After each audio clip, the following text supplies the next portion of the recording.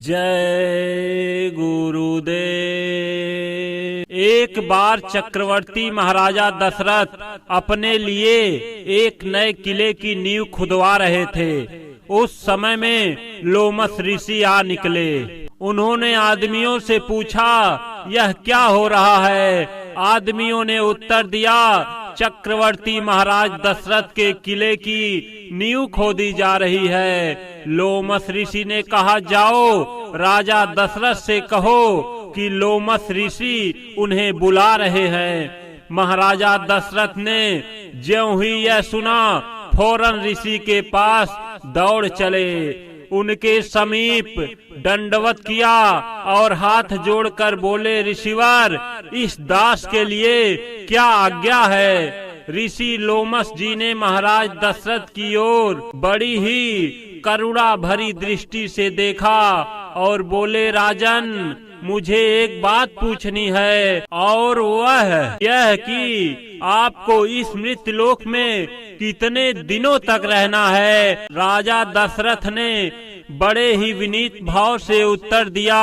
ऋषि श्रेष्ठ, यह तो मुझे मालूम नहीं। लोमस जी ने कहा, राजन, इतना तो आप जानते ही होंगे कि एक न एक दिन आपको यह जगत छोड़कर जाना है। अधिक से अधिक 1000, 2000 वर्ष और रह जाए, बस इससे अधिक तो ना। तो मेरे विषय में सुन लो। जब भगवान शंकर को मैंने तपस्या करके प्रसन्न कर लिया और आशुतोष भगवान ने मुझसे वर मांगने को कहा, तो मैंने कहा, देवाधिदेव, यदि आप मुझसे प्रसन्न हैं तो मेरा यह नर्तन अजर अमर कर दीजिए, क्योंकि मुझे मृत्यु से बड़ा भय लगता है। भगवान शंकर ने तुरंत कहा, लोमस, यह नहीं हो सकता। इस मृत्युलोक की सारी चीजें नश्वर हैं, देर अबेर सभी विनाश को प्राप्त होंगी। यह अटूट ईश्वरी विधान है, इसको कोई नहीं बदल सकता।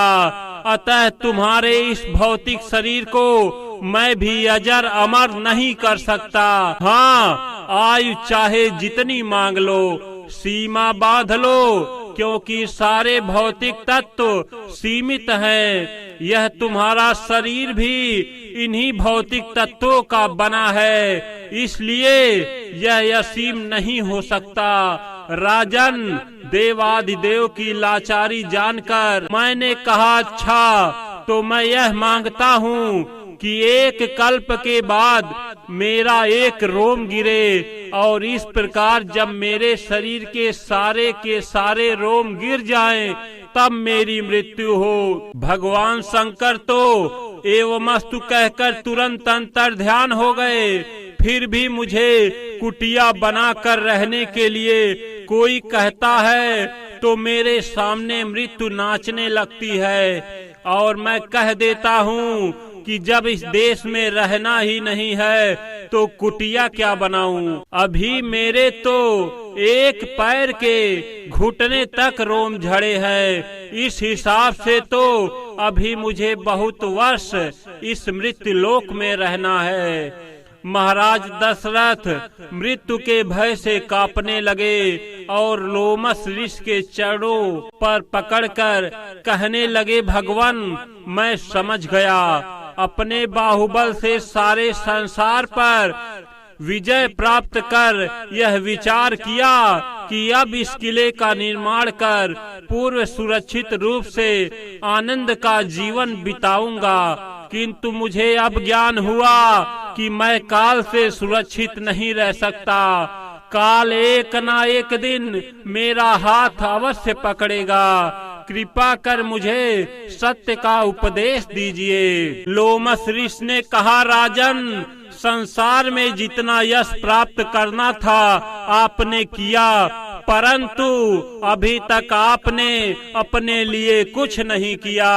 पता नहीं कब यह शरीर छूट जाए। आप सतगुरु उपदेश लेकर अपना कार्य करें, जिससे आत्मा को परमात्मा की प्राप्ति हो जाए और वह सदा के मृत्यु भय से निर्भय हो जाए। यही इस देह धरे का सार है। मैंने अपना काम कर लिया, यह शरीर मुझे भार स्वरूप मालूम हो रहा है। राजा दशरथ लोमस ऋषि का आशय समझ गए और किले के निर्माण के इरादे को छोड़ दिया। इसलिए संसार को अनिश्चित जान यहाँ से प्रस्थान के लिए सदा तैयार रहना और गुरु को प्राप्त कर अपनी आत्मा को परमात्मा से जोड़कर सदा के लिए आवागमन के चक्र से निवृत्त होने का प्रयत्न करना चाहिए। दूरदर्शी आवाज वर्ष 1 अंक 8। जय गुरुदेव।